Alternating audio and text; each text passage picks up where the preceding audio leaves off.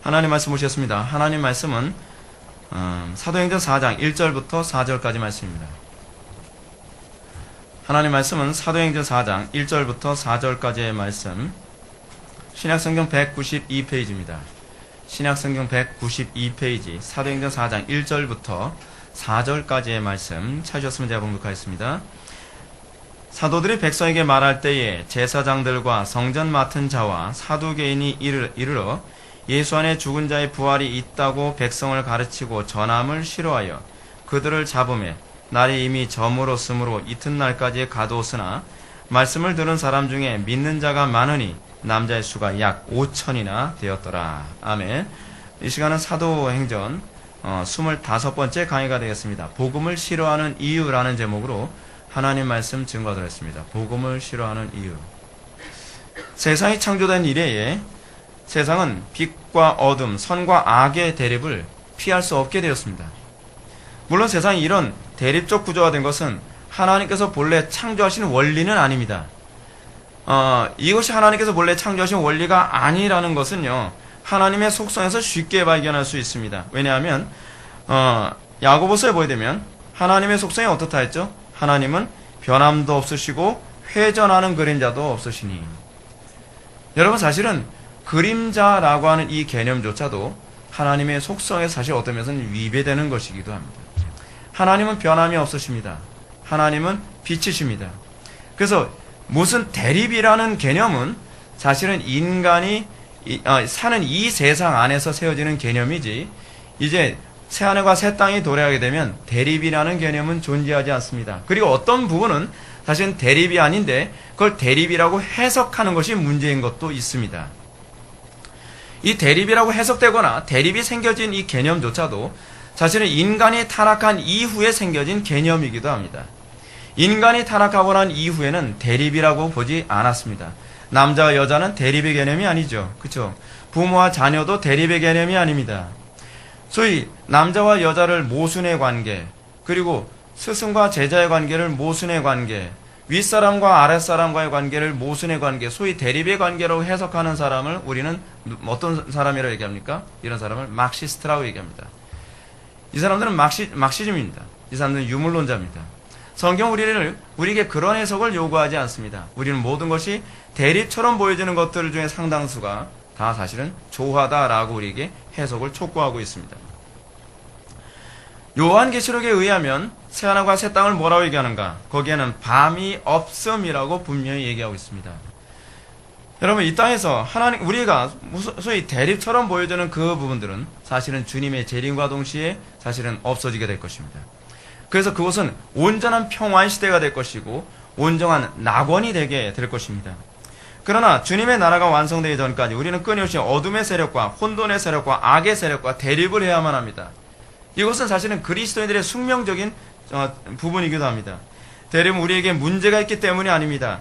대립이 있는 이유는 세상에 문제가 많기 때문에 그렇습니다. 세상이 타락했기 때문에 그렇습니다. 인간의 전적 타락의 문제가 사실 대립이라는 것을 도출해내게 만든 것입니다. 이런 사실을 요한복음 3장 19절부터 20절은 아주 잘 얘기해 줍니다. 그 정죄는 이것이니 곧 빛이 세상에 왔으되 사람들이 자기 행위가 악함으로 빛보다 어둠을 더 사랑한 것이라. 악을 행하는 자마다 빛을 미워하여 빛으로 이 빛으로를 다시 영어 성경 뭐라냐면 빛 안으로 들어오지 아니하나니 이는 그 행위가 드러날까 함이라 라고 얘기합니다. 여러분, 대립의 문제는 어디 있죠? 빛의 문제입니까? 어둠의 문제입니까? 우리는 자꾸 대립의 문제를 빛의 문제라고 생각합니다. 우리는 간혹가다 이렇게 얘기합니다. 네가 예수를 믿으니까 우리 집안이 이 모양이지, 네가 예수를 믿으니까 이 사회가 이 모양이지. 여러분, 이 대립의 문제는 빛 때문에 생긴 것이 아니라 어둠 때문에 생긴 것입니다. 근데 세상 사람들 진단을 그렇게 하지 않습니다. 우리 때문에 분쟁이 일어났다고 생각합니다. 부분적으로는 맞는 얘기입니다. 그러나 원인적으로는 틀린 얘기입니다. 왜냐하면 우리가 원인을 제공한 것이 아니라 그들이 원인을 제공하는 것입니다. 그래서 예수님이 뭐라고 얘기하십니까? 내가 세상에 이 땅에 화평을 주러 온 줄로 생각지 말라. 화평이 아니요 검을 주러 왔노라. 근데 그 검을 주는 것, 화평과 분쟁을 주는 그 이유가 무엇이냐면 이는 세상이 악함이라. 세상이 악하기 때문에 그렇습니다. 하나님의 말씀을 사랑하지 않고 진리를 사랑하지 않고 거짓을 좋아하는 세대가 진리를 만나면 진리와 대적하고 그리고 빛의 대적을 하려 합니다. 이것이 우리의 문제입니다. 이것이 끊임없이 이 세상에서 나타나는 문제입니다. 이것이 교회라 하여금 세상에 살면서 끊임없이 전투하는 빛으로 또 세상과 구분된 존재로 또 세상으로부터 핍박과 박해와 고난을 받을 수밖에 없게 만드는 원인으로 작용합니다. 오늘 본문을 통해서 누가는 이러한 교회의 정체성을 아주 잘 보여줍니다. 1절과 2절의 말씀 보시겠습니다. 1절과 2절의 말씀 다 같이 읽겠습니다. 시작.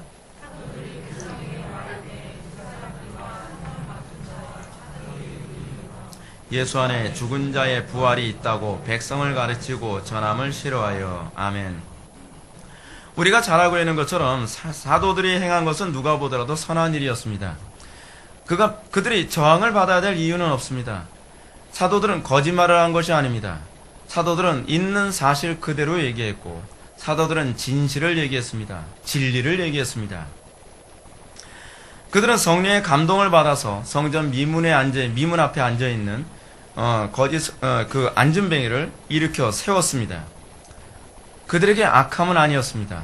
그리고 많은 사람들이 어떻게 이 사람이 일어나게 되느냐, 그 기적을 알고 싶다라고 쳐다보는 사람들을 향해서 그들이 생각하는 또는 그들이 원하는 해석이 아니라 성경이 얘기하는 본질적이고 올바른 해석을 그들에게 해줍니다. 여러분, 이 해석을 들은 사람들은 그들이 원하지 않는 해석을 들었습니다. 그들은 빛을 본 것입니다. 그들은 진리를 접하게 된 것입니다. 근데 그것이 불편한 진실입니다. 외면하고 싶은 것입니다. 그들의 문제는 바로 거기에 있습니다. 그러자 제사장들과 성전 맡은 자라는 사람이 어떤 사람이냐면 성전 경비대장을 얘기합니다.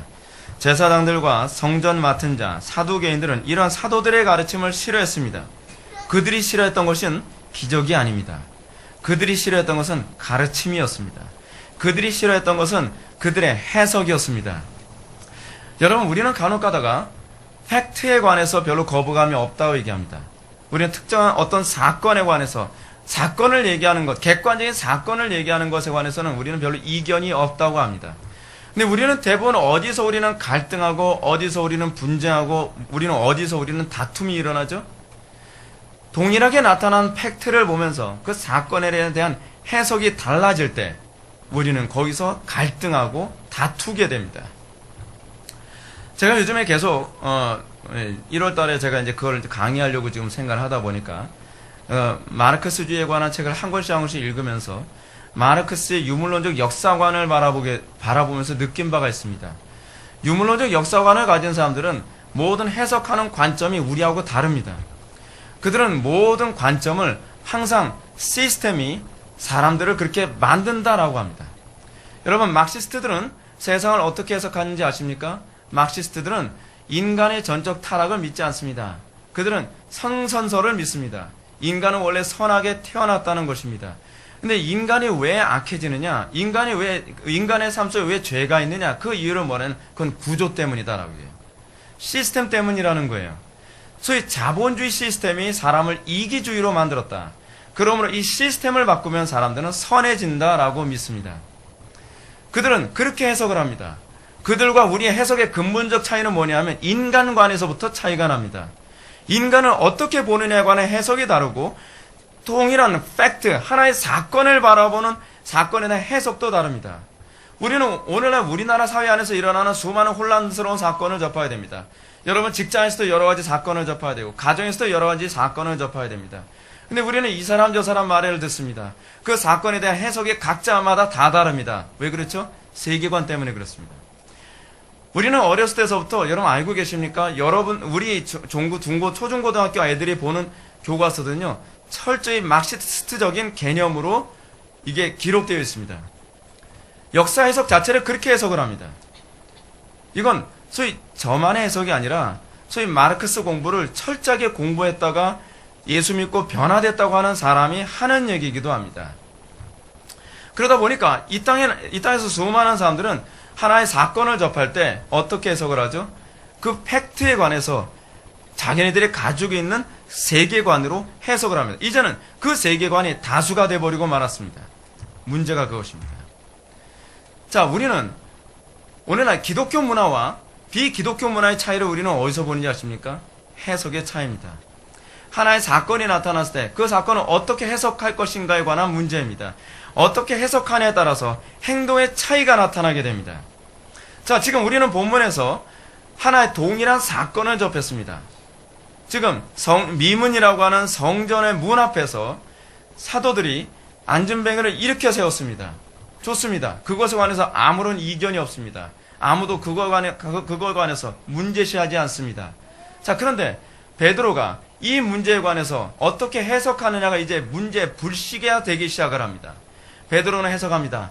이것은 너희가 십자가에 못 박혀 죽으신 예수 그리스도께서 이 사람을 살리셨느니라. 이것이 문제가 됐습니다. 이것이 그들의 기분을 상하게 만들었습니다. 이것이 그들로 하여금 듣기 싫도록 만들었습니다. 자, 사도들의 가르침은 그들의 거짓됨을 드러낸 것입니다. 사도들의 가르침은 그들이 살인자였으며 그들이 하나님의 아들을 죽였다라고 하는 것을 드러내는 것이 되고 말았습니다. 사도들의 가르침은 그들의 어두움을 드러내었습니다. 왜냐하면 빛이 비춤에 어둠이 이것을 싫어하였더라라고 하는 그 모습을 그대로 보게 됩니다. 무엇보다도 사도들의 가르침은 그들의 이익을 잃게 만들었다는 것이 문제입니다. 그들이 이제껏 쌓아 올린 모든 권세와 힘을 송두리째 뒤흔드는 것처럼 들렸습니다. 그러므로 사도들의 가르침은 그들에게 적대시하기에 충분했고 사도들의 가르침은 정말로 듣기 싫은 가르침이 될 수밖에 없었습니다. 요한복음의 말씀 다시 한번 인용하면 사람들이 자기 행위가 악함으로 빛보다 어둠을 더 사랑한 것, 이것이 그들의 문제입니다. 그들이 사도들에게 원하는 것은 성령의 인도를 따르는 것이 아니었습니다. 그들이 사도들에게 원하는 것은 기적을 일으키지 말라는 것이 아닙니다. 기적을 일으키되 그 기적을 일으키는 것에 대한 해석을 우리와 동일한 관점에서 또는 우리가 원하는 관점에서 해석을 해주길 바란다는 것입니다. 이것이 바로 인류 역사의 비극적인 원인입니다. 모든 비극은 바로 여기서부터 시작됩니다. 인류의 문제는 끊임없이 자기가 듣고 싶은 것만 듣고 자기가 보고 싶은 것만 보려고 하는 데 있습니다. 이 모습은 어렸을 때서부터 사람들이 흔히 나타나는 부분입니다. 이것이 우리의 본능입니다. 우리는 내가 보고 싶은 것만 보고 싶은 것만 보고 싶어 합니다. 내가 듣고 싶은 것만 듣고 싶어 합니다. 여러분들이 보고 싶어 하는 것을 보여줄 때 사람들은 정말 좋은 걸 봤다고 얘기하고 내가 듣고 싶은 걸 들었을 때에 정말 좋은 걸 들었다라고 얘기합니다. 여러분 아이들은 어떻습니까? 여러분, 우리가 어렸을 때서부터 아이들을 키우면서 느낀 바가 있습니다. 아이들은요, 본능적으로 자기가 보고 싶은 것만 보려 합니다. 그리고 아이들은 본능적으로 듣고 싶은 것만 듣길 원합니다. 여러분, 아이들을 책망하고 지적했을 때 아이들이 기분 좋아하는 아이들 봤습니까? 저는 한 명도 못 봤습니다. 그래서 제가 매번 느끼는, 이건 타락한 인간이구나. 그럴 때가 많아요. 아이들도, 태어날 때서부터 아이들은요, 자기가 보고 싶은 것만 봅니다. 단편히 예를 들어서 제가 아이들을 야단치지 않습니까? 그럼 아이들이 저하고 제 얼굴을 쳐다보지 않습니다. 못 본 척하고 못 들은 척합니다. 그래서 야, 조그만 게 벌써부터 잔머리 굴리네. 근데 이게 인간이에요. 인간은 본성적으로 자기가 보고 싶은 것만 보려 하고 듣고 싶은 것만 들으려 합니다. 근데 작금의 현대 교육은 이렇게 사람들을 길들여 한다고 가르칩니다. 보고 싶은 걸 보여줘라. 그리고 듣고 싶은 걸 듣게 해줘라. 그것이 바로 교육이다라고 합니다. 이것이 바로 실존주의 교육입니다.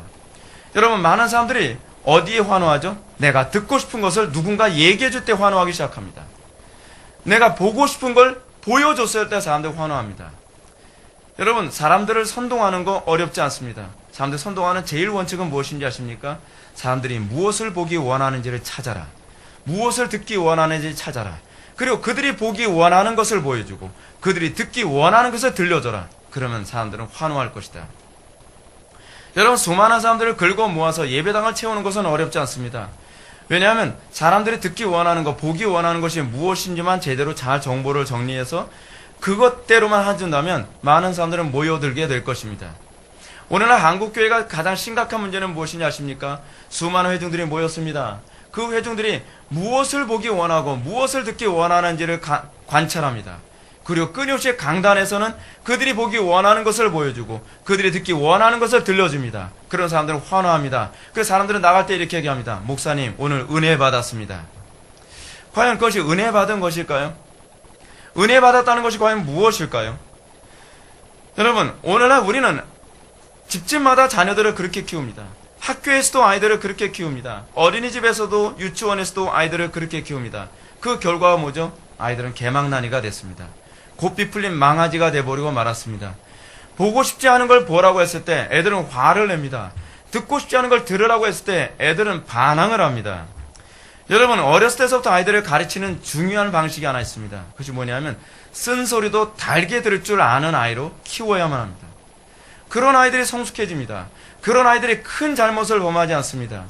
여러분, 훌륭한 지도자는 어떤 사람인지 아십니까? 자기가 듣기 싫은 소리를 할지라도 참모들이 정말 바른 소리를 했을 때 그 참모들의 말에 귀를 기울일 줄 아는 사람이 좋은 지도자입니다.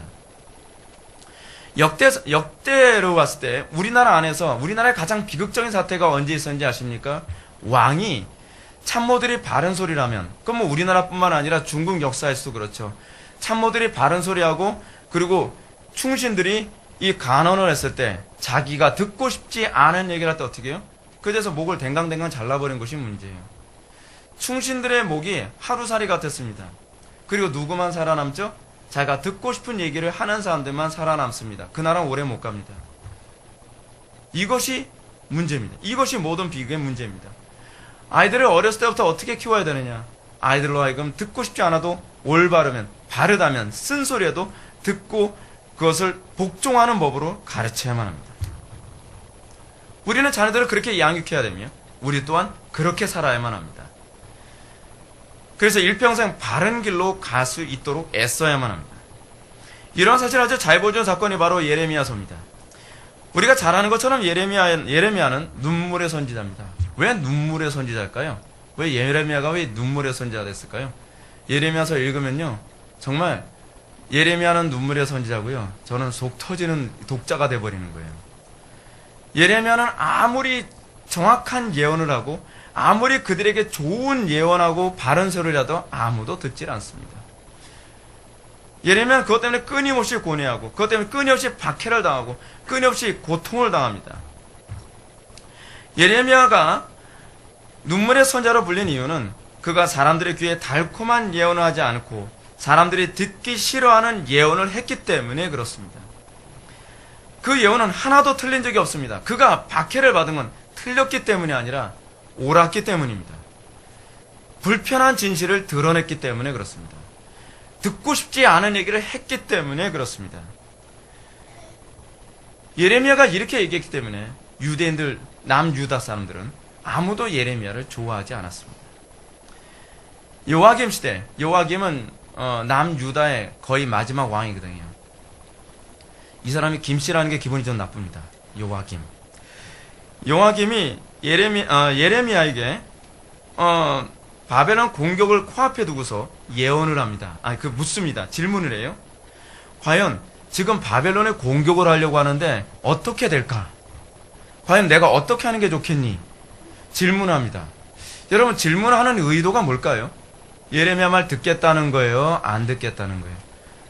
여러분, 여호야김의 특징이 하나 있습니다. 여호야김은요, 굉장히 마음이 약한 사람이었습니다. 그래서 여호야김은요, 이것이 옳다라고 해도 그 주변에 있는 고관들이 왕에게 막 협박을 하거나 안 된다라고 막 간언을 하면, 그래 알았어, 그래서 꼬리 내리고 그들이 원하는 대로 가버리는 사람이었어요. 그게 여호야김의 문제였습니다. 여호야김은요, 근본적으로 이 사람이 예레미야 말을 듣기 싫어서만이 아니라 주변 사람들이 너무 무서운 거예요. 주변의 그 측근들이. 그래서 자기가 주관 있게 선지자의 말을 듣고 밀어붙이는 일을 못하는 거예요. 근데 예레미야는 여호야김에게 당신이 원한다면 제가 예언해드리겠습니다 라고 얘기합니다. 근데 예언이 듣기 좋은 예언이 아니에요. 좀 끔찍한 예언이에요. 한번 들어보십시오. 만군의 하나님이신 이스라엘의 하나님 여호와께서 이와 같이 말씀하시되, 내가 만일 바벨론의 왕의 고관들에게 항복하면 내 생명이 살겠고 이 성이 불사름을 당하지 아니하겠고 너와 내 가족이 살려니와, 내가 만일 나가서 바벨론의 왕의 고관들에게 항복하지 아니하면 이 성이 갈대아인의 손에 넘겨가리니 그들이 이 성을 불사를 것이며 너는 그들의 손에 벗어나지 못하리라 하셨나이다. 여호야김이 원하는 예언입니까? 여호야김은 아마 예레미야에게 이런 예언을 듣기 원했을 겁니다. 왕이시여 나가 싸우십시오. 당신이 나가 싸우면 틀림없이 이긴다 그럽니다. 천하의 바벨론이 할지라도 만군의 주 여호와 하나님이 틀림없이 승리로 이끌어 가실 것입니다. 예레미야 주변에는 모든 거짓 선지자들이 다 그렇게 예언했습니다. 왕이 듣기를 원하는 얘기를 했습니다. 그러니까 예레미야는 자동적으로 나쁜 선지자, 거짓된 선지자는 몰리고, 그래서 이 사람은 우물에도 갇히고 감옥에도 갇히고 밥을 굶기고 막 매를 맞고 얼마나 이 사람 고통스러운지 모릅니다. 여호야김이 원하는 예언은 바로 그거였습니다. 근데 여호야김이 원하는 대로 예언하지 않음으로 말미암아 예레미야는 고난을 당하고, 여호야김은 결국 예레미야가 경고한 대로 항복하지 않고 바벨론과 싸움으로 어떤 결과를 초래한지 아십니까? 여호야김이 보는 앞에서 자기 자식들이 다 죽임을 당합니다. 여러분 그거 처참하지 않습니까? 이미 경고했잖아요. 이미 예언했잖아요. 근데 자기가 듣고 싶은 예언을 들은 게 아니다 보니까 복종을 안 한 거예요. 그러다 보니까 자식들이 다 죽어요. 그걸로 끝나지 않았어요. 자, 볼 거 다 봤지? 이제는 너 눈 필요 없겠다? 두 눈은 뽑아버렸어요. 그리고 여호야김은 바벨론으로 포로로 끌려가 버려요. 그리고 예루살렘은 다 불태워져 버리고 말이죠. 예언 한번 들어보실까요? 그 사건 한번 들어봅시다. 바벨론의 왕이 림나에서 시드기야의 눈앞에서 그의 아들들, 시드기야는 여호야김을 얘기하는 거예요. 그의 아들들을 죽였고 왕이 또 유다의 모든 귀족을 죽였으며 왕이 또 시드기야의 두 눈을 빼게 하고 바벨론으로 옮기려고 사슬로 결박하였더라. 왜 예언을 안 듣냔 말이에요. 왜 그 말을 안 들었냔 말이죠. 예레미야 이런 비극적인 사건은 또 죽음 앞에서도 생겼습니다. 예레미야가 이제 죽기 얼마 전에 나라를 잃은 다음에 이제 그 남유다 사람들이 또다시 예레미야를 찾아갑니다. 왜냐하면 예레미야 예언이 한 번도 틀린 적이 없었거든요. 맨날 불길한 예언만 해서 기분이 나빴을 뿐이지 예레미야 예언이 한 번도 틀리지 않으니까 또 예레미야에게 또 찾아갑니다. 찾아가지나 말지. 그죠? 주소를 가르쳐주지 말든지. 괜히 예레미야한테 찾아와서 하는 소리가 이런 얘기합니다. 지금 나라가 망했는데 지금 우리가 애굽으로 도망가는 것, 이민 가는 게 이게 옳겠습니까? 아니면 나라가 망한 상황인데 지금 유다에 있는 게 옳겠습니까? 그 사람들이 원하는 얘기는 뭐였죠? 네, 애굽으로 이민 가는 거죠. 애굽은 소위 우리식으로 따지면 그 당시에 우방 국가인 미국 같은 나라인 거예요. 미국으로 우리 이민 가면 안전할 것 같잖아요. 그죠? 뭐 그런 식이죠. 우리가 지금 애굽으로 이민을 갈까요? 아니면 여기 살아남아야 되나요? 지금 그 나라는 지금 어떤 상황인 거예요? 지금 마치 일제시대 강점기 같은 그런 상황인 거예요. 그러니까 당연히 이 사람들은 그래 이제 확률적으로 봐도 뭐로 봐도 천하의 예레미야라도 이거 애굽으로 가라고 예언할 것이 분명하다라고 그 사람들은 생각하면서 너무나 확신을 가지고 예레미야한테 물어보는 거예요. 뭐라고 물어보냐면 당신은 우리의 탄원을 듣고 이 남아있는 모든 자들을 위하여 당신의 하나님 여호와께 기도해 주소서. 그러면서 이렇게 얘기합니다. 우리가 당신의 하나님 여호와께서 당신을 보내사 우리에게 이르시는 모든 말씀대로 행하리이다. 여호와께서는 우리 가운데 진실하고 성실한 증인이 되옵소서. 입에 침이나 바르고 이런 소리 하라 그래요. 지금 당신이 예언하면 모든 말 다 듣겠다는 거예요. 그 예언이 자기네들이 원하는 예언이 나올 거라는 걸 속으로는 전제로 한 거죠. 당연히 그 예언 나올 수밖에 없어. 당연히 이렇게 말하겠지라고 생각하는 거예요. 그러면서 당신은 참된 여호와 하나님의 그 증인이 되니까 당신의 말에 무조건 복종하겠습니다. 자, 어떻게 보면 이들은요, 국가가 멸망하고 나서 진짜 겸손해진 것 같습니다. 그래서 예레미야의 말이란 무조건 다 들을 것 같습니다. 근데 상황이 자기네들이 원하는 예언을 안 하면 또 어떻게 나갈지 모르는 사람들인 거예요. 전 제가 여러분들한테도 그렇게 말씀드리고 싶어요. 여러분들 우리 교회 왔을 때 여러분들 어떤 태도로 우리 교회 왔죠? 강단에서 설교되는 대로 무조건 살겠습니다. 그 말씀대로 살겠습니다. 그 말씀이야말로 하나님의 말씀입니다. 저 수도 없이 들었어요. 수도 없이.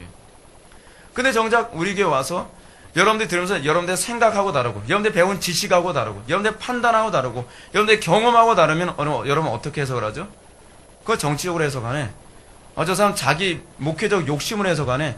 저거는 자기 방식대로 해석한 거야. 제가 그게 아니라는 거 보여주기 위해서 어떻게 해요? 우리 역사적으로 우리의 신앙의 선배들이 어떻게 그걸 해석했고 어떻게 적용했는지 제가 다 입증하잖아요. 근데 안 받아들이죠. 왜냐하면 여러분들이 원하는 예언이 아니기 때문에 그런 거예요. 원하는 예언이 아니기 때문에. 그들은 단지 자신의 생각이 옳다는 것을 예레미야의 예언을 통해서 지지받길 바랬을 뿐이에요. 여러분들도 그렇지 않나요? 여러분들도 우리 교회 와서 설교를 들을 때, 아, 역시 내 생각이 옳았어. 그랬을 때 여러분들 예배 끝나고, 목사님 오늘 은혜 받았어요. 근데 은혜 받았어요. 그 뒤에는 가로가 있죠. 그 안에 뭐예요? 내 생각하고 같거든요. 근데 여러분들 생각하고 같지 않고 여러분들에게 불편함을 제시하며 여러분들에게 죽으라고 얘기하는 그 얘기를 들으면서도 은혜 받았어요 라는 소리를 할 수 있겠냔 말이에요. 지금 이 사람들, 예레미야에게 예언을 원하는 사람들은 바로 그거거든요. 자기네들의 생각이 예레미야의 예언을 통해서 지지를 받기 원하는 거예요. 다시 말한다면 자기의 생각과 예레미야 예언이 일치하면 예레미야는 참 선지자라고 칭송을 하는 것이고, 자기 생각하고 틀리면 어떻게 해요? 다르면 예레미야는 역시 저 인간은 또 저런 소리야. 거짓말쟁이지. 그렇게 또 해석을 하려고 하는 것이죠. 자, 3일이 지났습니다. 3일 동안 예레미야가 죽기 살기를 기도했겠죠. 하나님 이번에는요, 정말 예언을 받으면 예언 받은 대로 복종한다고 제가 약속을 받았습니다. 응답해 주십시오. 여러분 3일 동안 기도했을 때 어떻게 기도하셨을까요? 놀면서 기도했을까요? 죽기 살기를 기도했을 거예요. 근데 그렇게 기도하면서 응답을 받았습니다. 예레미야서 42장 10절부터 17절 말씀 보면, 너희가 이 땅에 눌러앉아 산다면 내가, 이 땅이 어디죠? 지금 바벨론에게 완전히 점령당한 남유다를 얘기하는 거죠. 너희가 이 땅에 눌러앉아 산다면 내가 너희를 세우고 헐지 아니하며 너희를 심고 뽑지 아니하리니 이는 내가 너희에게 내린 재난에 대하여 뜻을 돌이킴이라. 여호와의 말씀이니라. 너희는 너희가 두려워하는 바벨론 왕을 겁내지 말라. 내가 너희와 함께 있어 너희를 구원하며 그의 손에서 너희를 건지리니 두려워하지 말라. 내가 너희를 불쌍히 여기리니 그도 너희를 불쌍히 여겨 너희를 너희 본향으로 돌려보내리라 하셨느니라. 그러나 만일 너희가 너희 하나님 여호와의 말씀을 복종하지 아니하고 말하기를 우리는 이 땅에 살지 아니하리라 하며, 또 너희가 말하기를 아니라 우리는 전쟁도 보이지 아니하며 나팔 소리도 들리지 아니하며 양식의 궁핍도 당하지 아니하는 애굽 땅으로 들어가 살리라 하면 잘못되리라. 너희 유다의 남은 자여, 이제 여호와의 말씀을 들으라. 만군의 여호와 이스라엘 하나님께서 이와 같이 말씀하시되, 너희가 만일 애굽에 들어가서 거기에 살고 고집하면 너희가 두려워하는 칼이 애굽 땅으로 따라가서 너희에게 미칠 것이요, 너희가 두려워하는 기근이 애굽으로 급히 따라가서 너희에게 임하리니. 이거 무슨 얘기예요? 애굽에 기근이 오는 건요, 애굽 사람들 문제가 아니라 이 사람들 때문이라는 거예요. 이 사람들을 따라오고 있는 거예요, 애굽의 기근이. 여러분, 이 문제도 우리 좀 생각해 볼 필요성이 많이 있어요. 그래서 제가 여러분한테 말씀드리는 거예요. 우리나라 이 모양 이 꼴 된 거 불신자 탓하지 말라는 거예요. 우리를 따라와서 나라가 이 지경 된 거예요. 우리를 따라와서 지금 나라가 혼란스러워졌단 말이에요. 우리는 자꾸 남 탓하게 좋아하죠. 아니요, 제가 봤을 때는 기독교인들이 몇 배로 잘못했어요. 얼마나 하나님 앞에 불경건하고 얼마나 하나님 앞에 신성모독에 극에 달하는지 몰라요. 근데 우린 남 탓하죠. 아, 죽일 놈이래요. 죽일 년이래요. 근데 여러분, 우리 자신부터 뒤돌아보세요. 그 재앙이 우리를 따라서 온 거예요. 우리를 따라서. 애굽 사람들의 문제가 아니라니까요. 너희가 거기서 죽을 것이라. 무릇 애굽으로 들어가서 거기에 머물러 살기로 고집하는 모든 사람은 이와 같이 되리니 곧 칼과 기근과 전염병에 죽을 것인즉 내가 그들에게 내리는 재난을 벗어나서 남을 자가 없으리라. 여러분, 왜 애굽에 기근과 전염병을 보내요? 그 사람들 진멸시키기 위해서요. 하나님 명령대로 복종하지 않고 애굽으로 이민 가지 말라는데 애굽으로 이민 간 사람들을 진멸하려면 어떻게 하죠? 하나님께서요? 기근을 보내시고 전염병을 보내셔서 결국 애꿎은 애굽 사람들까지 같이 죽는 거예요. 얼마나 억울하겠어요, 애굽 사람들이요. 네. 근데 그게 우리 모습이라니까요. 여러분, 우리 때문에 지금 애꿎은 불신자들까지 지금 고통받고 있는 거예요. 우리를 따라서 우리를 징계하기 위해서 나라 전체가 혼란스럽고 우리를 징계하려고 하시다 보니까 나 하나 때문에 가정도 초토화되고 나 하나 때문에 직장도 초토화된다니까요. 네가 아직 정신 못 차렸구나. 네가 아직 하나님을 의존해야 되는데 하나님 의존하지 못하는구나. 그럼 내가 네 직장 한번 쳐볼까? 그렇게 돼버리는 거예요. 그럼 여러분, 가는 곳마다 재앙 덩어리죠. 재앙을 몰고 다니는 거예요. 불순종하는 그 백성들은요, 여러분 얼마나 위험한 사람들인지 몰라요. 이런 예레미야의 솔직한 예언에 대한 유다의 이 남은 백성들의 반응이 뭘까요? 그들은요, 냉담했습니다. 처음에 뭐라 그랬죠? 3일 전에는요, 당신이 예언하면 무조건 다 듣겠습니다. 당신 말씀이란 무조건 복종하겠습니다. 당신의 말씀은 곧 여호와 하나님의 말씀입니다. 아멘, 할렐루야, 할렐루야, 놀렐루야 다 섞어서 얘기했던 사람들이에요. 그러고 났는데 예레미야가 만군의 주 여호와 하나님께서 이렇게 말씀하신다. 너희들이 원하는 거 정반대다. 알지? That's okay? 그러니까 뭐라 그래요? 냉담한 거예요. 냉담한 거예요. 그들이 원하는 예언은 그 예언이 아니었거든요. 그들은 예레미야가 당연히 애굽으로 도망가라는 예언을 할 것이라고 그들은 확신을 했던 거예요. 그런데 예레미야의 예언은 또 그들의 생각과 또 달랐습니다. 그러므로 그들은 예레미야를 또다시 악한 선자로 취급합니다. 뭐라고 얘기하는지 잘 들어보세요. 호세아의 아들 아사랴와 가레아의 아들 요하난과 모든 오만한 자가 예레미야에게 말하기를 네가 거짓을 말하는도다. 우리 하나님 여호와께서 너희는 애굽에서 살려고 그리로 가지 말라고 너를 보내어 말하게 하지 아니하셨느냐. 들어봤어요? 여호와 하나님이 그렇게 말씀하셨대요. 여호와 하나님이 그렇게 말씀하셨으면 예레미야한테 묻지라도 말지. 근데 예레미야가 지금 거짓 예언하고 있다는 거예요. 왜 거짓 예언한다고 이 사람들은 판단하고 있느냐. 이는 네리의 아들 바룩이 너를 부추겨 우리를 대적하여 갈대아 사람의 손에 넘겨 죽이며 바벨론으로 붙잡아 가게 하려 함이라. 아니, 네리아의 아들 바룩이 부추기는 거 봤나요? 보지도 않았는데 추론하는 거죠. 막 덮어 씌우는 거죠.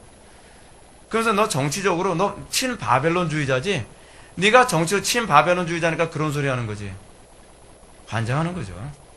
예레미야는 계속 매국노 취급을 이런 식으로 받는 거예요.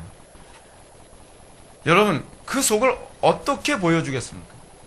나는 객관적으로 하나님께 예언을 받아서 있는 그대로 얘기하는 것뿐인데 내가 너희들이 원하는 예언을 해주면 너는 정말 애국자야. 너는 정말 하나님으로부터만 계시를 받았구나 라고 이렇게 얘기하고 정말 성경대로 하나님께서 주시는 대로 예언하게 되면 뭐예요? 넌 지금 하나님의 여호와의 이름을 그 도용해 가면서 너 지금 정치적으로는 술수 쓰는 거지. 이런 식으로 얘기하는 거예요. 얼마나 답답합니까? 얼마나 답답해요. 이게 우리나라 안에서 있는 일이에요. 우리나라 안에서도 여러분 강단에서도요. 바른 소리 하기 얼마나 어려운지 아십니까?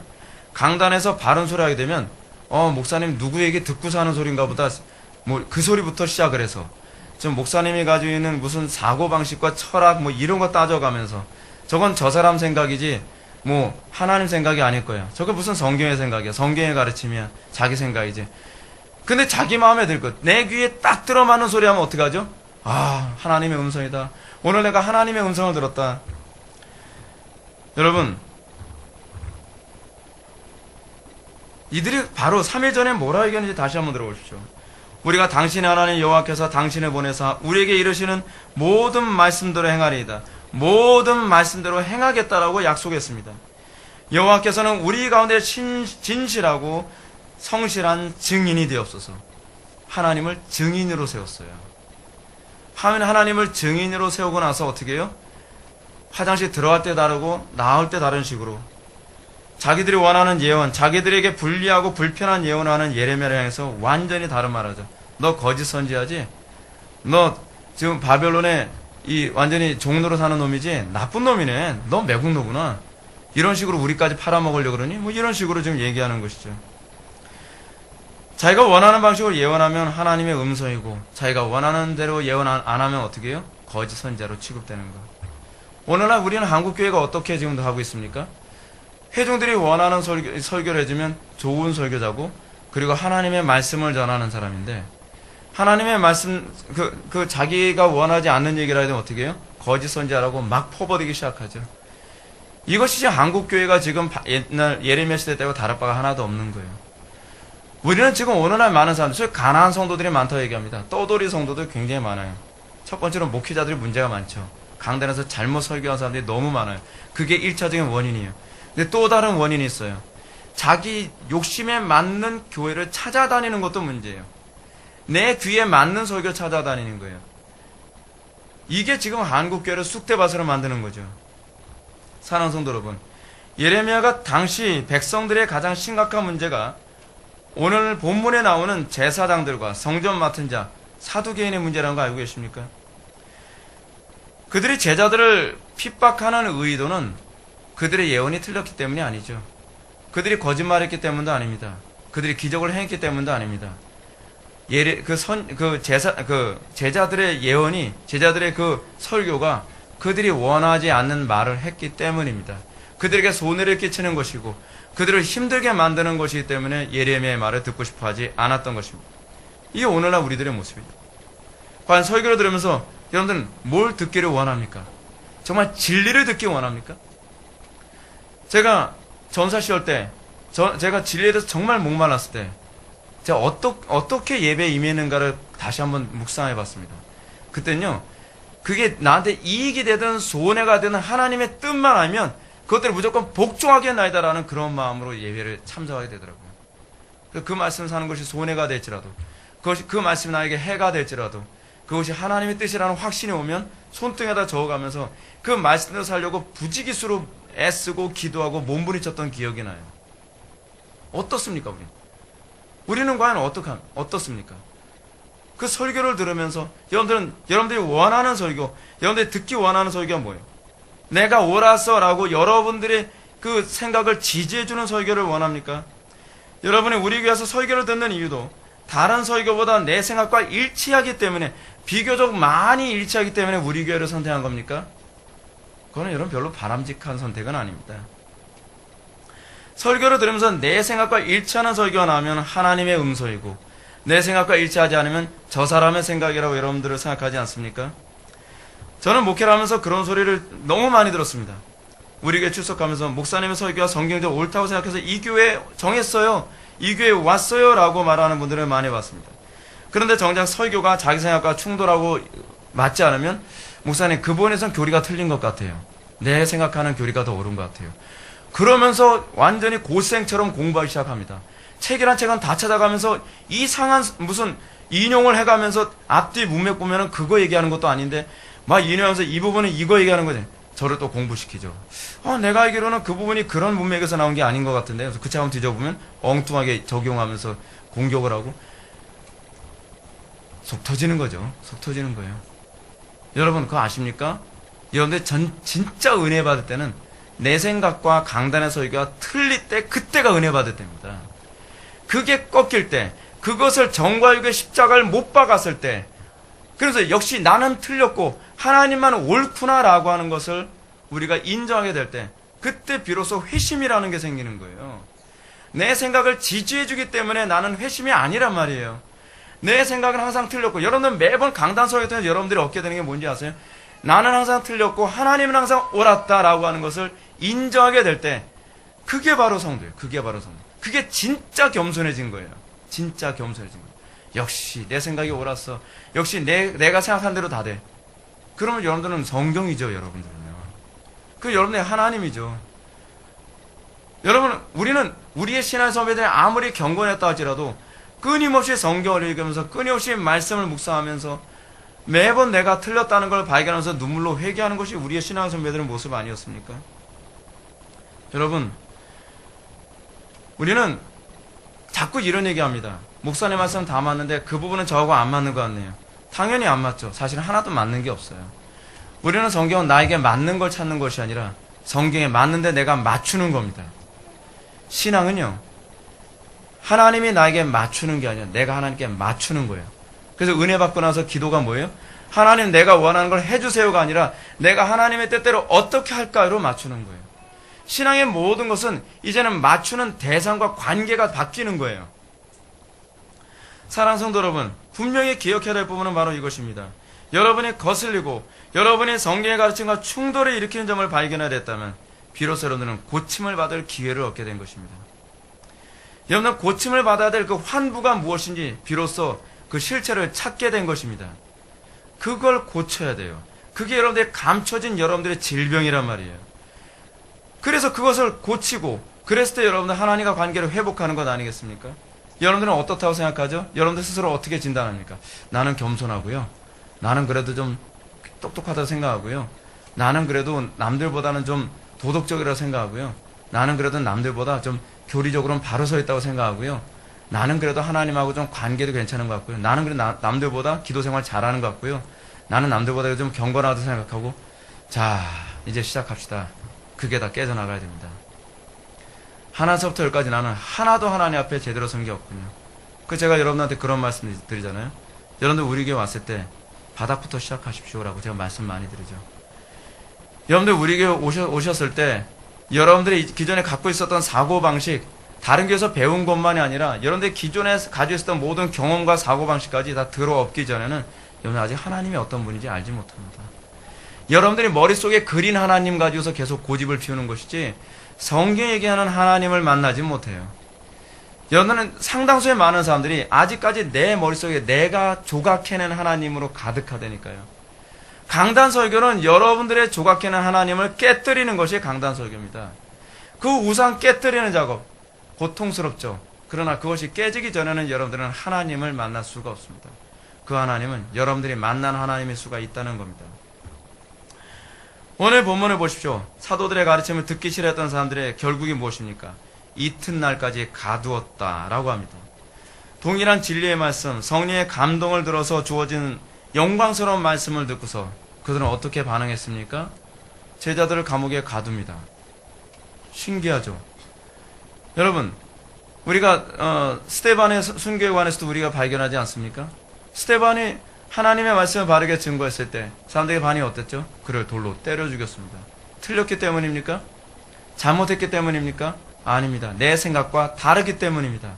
나하고 충돌이 일어나기 때문에 그렇습니다.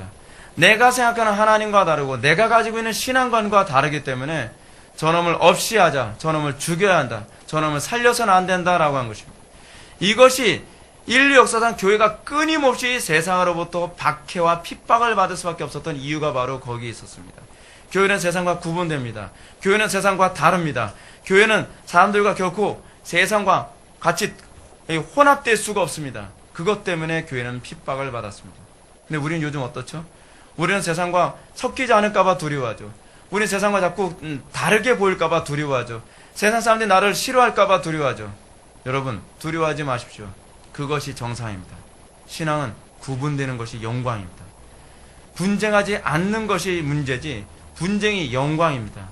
우리가 진리의 길을 걷고 있다면 우리는 세상과 분쟁해야 되며 우리는 같은 신앙 고백을 하는 형제들과 하나가 되는 그 증거가 나타나야만 합니다. 여기서 이것이 신앙의 실체가 드러나는 것입니다. 그러나 여러분, 그 말씀을 받아들인 사람들에게 어떤 모습이 나타나나 보실까요? 4절의 말씀을 다 같이 읽겠습니다. 시작. 말씀을 들은 사람 중에 믿는 자가 많으니 남자의 수가 약 5천이나 되었더라. 아멘. 베드로의 설교를 듣고서 극단적으로 두 개의 반응으로 갈라집니다. 한쪽은 듣기 싫어하는 자는 그들을 감옥에 가두니라 라고 얘기했지만 정말 하나님 말씀 앞에 겸비해진 사람들은 그 말씀을 듣고 드디어 그리스도의 제자가 되었다라고 얘기합니다. 자그마치 그날에 제자가 된 사람들이 5천 명이었다라고 얘기합니다. 5천 명이었다라고 하는 이 부분에 관한 남자의 수만 5천 명입니다. 남자의 수만 5천 명으로 한다면 남녀를 다 도합하면 한 몇 명 되겠습니까? 한 2만 명으로 추산합니다. 애들까지 포함을 해서요. 그런데 칼빈은 여기서 이 5천 명이라는 숫자를 그 전에 예수님을 믿은 사람들을 포함하여 5천 명이라고 해석하기도 하고요. 어떤 주석학자들은 아니다, 그날 믿은 사람들만 5천 명이다라고 이렇게 해석하기도 합니다. 어느 쪽으로 해석하든 그것은 중요한 문제가 아닙니다. 중요한 것은 무엇이냐? 정말 어린아이처럼 말씀을 받아들인 사람, 내 생각과 내 판단과 내 경험과 내가 배운 지식을 근거로 해서 걸러내지 않고 있는 그대로 하나님의 말씀으로 받아들인 사람, 그런 사람들은 제자가 되었다는 사실입니다. 이들은 정말로 복된 사람들입니다. 이들은 정말로 겸손한 사람들이며 정직한 사람들입니다. 이런 사람들에게만 듣고 싶은 말만이 아니라 듣고 싶지 않은 하나님의 음성도 들리는 기적이 그들에게 주어집니다. 믿음은 이렇게 주어집니다. 자기가 인정하고 싶지 않고 듣고 싶지 않은 가르침을 겸손히 수용하고 복종하게 될 때 비로소 믿음이 들어오는 것입니다. 여러분, 삭개오에게 내 재산을 다 팔아라라고 했을 때 그것이 듣고 싶은 설교였을까요? 그렇지 않음에도 불구하고 그는 그걸 받아들임으로 오늘 이 집에 구원이 임하였느니라 라고 하지 않았습니까? 우리가 회심하게 될 때, 우리가 하나님의 은혜를 경험할 때는 내가 듣고 싶지 않은 그 부분에서 굴복되어지는 그때입니다. 내가 듣고 싶지 않지만, 내가 원치 않지만 그 말씀 앞에 굴복되어지고 그 말씀에 복종되어질 때 그걸 우리는 뭐라고 하냐? 그것을 회개라고 얘기합니다. 내가 원치 않은 것에 복종되어지는 것이 회개입니다. 그때 비로소 믿음이 들어오는 것입니다. 저는 우리 교회 안에서도 수도 없이 설교를 들으면서도 이 변화를 경험하지 않은 중요한 이유가 무엇인지를 여러분들 진단을 잘하길 바랍니다. 거르지 마십시오. 신앙은 가감 없이 받아들이는 것입니다. 어린아이처럼 하나님의 말씀을 받아들이는 것입니다. 내 생각과 내 경험과 내 지식에 부합하면 아멘 하지만 내 생각과 내 지식과 내 경험에 부합하지 않으면 적당히 걸러내는 것. 내 상황에 따라서 지금은 아니야, 나중에 적당히 걸러내는 것. 여러분, 성경은 지금은 아니야 라는 말은 통하지 않습니다. 하나님께서 지금 말씀하셨으면 지금 회개하는 겁니다. 우린 자꾸 뒤로 미루는 것이 상식이라고 생각합니다. 여러분, 제가 최근에도 어떤 책을 한 권 샀는데 뒤를 미루는 습관을 이기는 법이라는 책이 나왔어요. 뒤로 미뤄서 해결되는 건 하나도 없습니다. 뒤를 미루는 것은요, 모든 게으름과 모든 악함의 원인으로 작용합니다. 하나님께서 말씀하셨을 때 그때가 바로 회개할 때입니다. 근데 우린 자꾸 뒤로 미룹니다. 지금은 아니야. 지금은 상황이 아니야. 그럼 언젠가 상황이 올까요? 주님이 재림하실 때까지 우리는 끊임없이 그런 상황이 오지 않을 것입니다. 하나님께서 지금 당장 회개하라고 했을 때 우리는 그때 회개할 수 있어야만 합니다. 나에게 거슬리는 말씀, 내 생각과 다른 말씀, 여러분 싫어하지 않습니까? 그러나 그 말씀을 들을 때, 그 말씀에 회개할 때 그때가 바로 여러분들 믿음으로 그리스도를 영접하는 때입니다. 그때가 바로 주님이 내 인생의 중심이라는 것을 인정하는 때입니다. 그때 비로소 그분이 내 인생의 주인이라고 하는 소위 로드십 세이비에이션이라는 표현이 나오죠. 그분이 나의 주인됨을 인정하는 것, 그것은 내가 듣기 싫은 것에 복종할 때입니다. 예수님은 틀림없이 우리들에게 말씀하셨습니다. 진실로 너희에게 이르노니 너희가 돌이켜 어린아이들과 같이 되지 아니하면 결단코 천국에 들어가지 못하리라. 아멘. 다시 기도하시겠습니다. 사랑이 많으신 하나님 아버지, 오 주여, 우리가 하나님의 말씀 앞에 목이 곧은 백성이 되지 않게 하여 주옵소서. 하나님의 말씀에 대해서 더하거나 감하지 말라고 한 그 명령을 우리가 준엄하게 받아들이며 그 말씀을 있는 그대로 복종할 수 있는 믿음의 태도를 견지하게 하여 주옵소서. 개혁되어야 될 줄 압니다. 우리의 심령이 근본적으로 갈아엎어져야 될 줄 압니다. 내 생각이 아니라 오로지 하나님의 생각에 맞출 줄 아는 신앙이 되어야 될 줄 압니다. 우리 신앙에 그 변화가, 그 지진이 일어나게 하여 주옵소서. 예수님의 거룩하신 이름으로 기도하옵나이다. 아멘.